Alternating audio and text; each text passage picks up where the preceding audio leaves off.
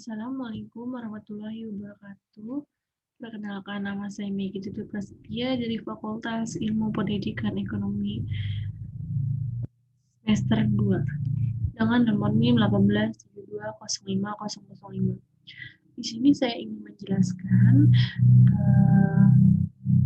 yaitu sebagai proyek UTS mata kuliah perkembangan peserta didik. Saya di sini akan menjelaskan tentang perkembangan individual peserta didik. Perkembangan anak adalah segala perubahan yang terjadi pada anak yang meliputi seluruh perubahan fisik, motorik, dan kemampuan bahasa. Masing-masing aspek memiliki tahapan yang akan dilalui anak.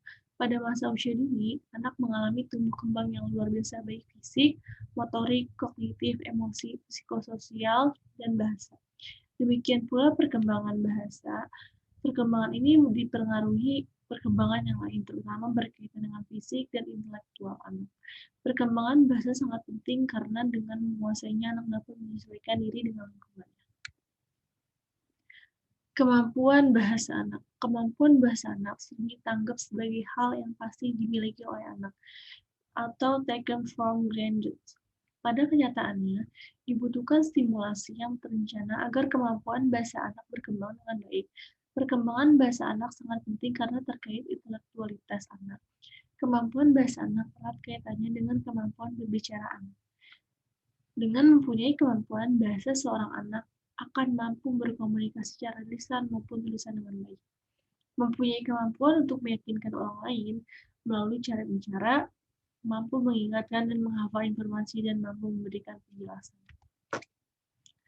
Metode permasalahan anak. Metode untuk membantu mengatasi permasalahan yang dihadapi di pendidikan dalam upaya meningkatkan kemampuan bahasa anak di KB tersebut. Maka penulis memberikan alternatif melalui bercerita dengan media gambar. Metode ini dianggap efektif karena melalui cerita daya imajinasi, anak dapat diingatkan dan membuka kesempatan bagi anak yang untuk bertanya memberikan tanggapan setelah bercerita selesai. Terlebih dapat bermanfaat jika dilaksanakan sesuai minat, kemampuan, dan kebutuhan anak. Berdasarkan latar belakang di atas dapat diidentifikasi masalah dalam penelitian ini adalah sebagai berikut. Yang pertama, masih banyaknya metode pembelajaran yang konvensional. Guru mendominasi pembelajaran. Yang kedua, rendahnya intelektualitas anak karena kurangnya kemampuan bahasa anak sehingga kurang beraninya anak dalam berkomunikasi, menyampaikan ide dan pikiran. Yang ketiga, rendahnya kemampuan bahasa anak karena metode yang digunakan untuk menstimulasi kemampuan bahasa kurang tepat dan kurang diminati anak. Yang keempat, rendahnya kemampuan bahasa anak dikarenakan kurangnya media pembelajaran yang digunakan pendidikan.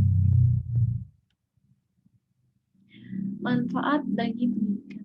Yang pertama, membantu mempermudah pendidikan dalam meningkatkan kemampuan bahasa anak. Yang kedua, sebagai dasar bagi pendidik dalam memilih metode peningkatan kemampuan bahasa anak. Yang ketiga, sebagai rujukan dalam memberikan saran kepada orang tua untuk meningkatkan kemampuan bahasa anak.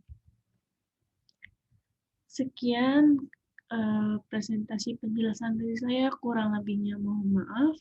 Wassalamualaikum warahmatullahi wabarakatuh.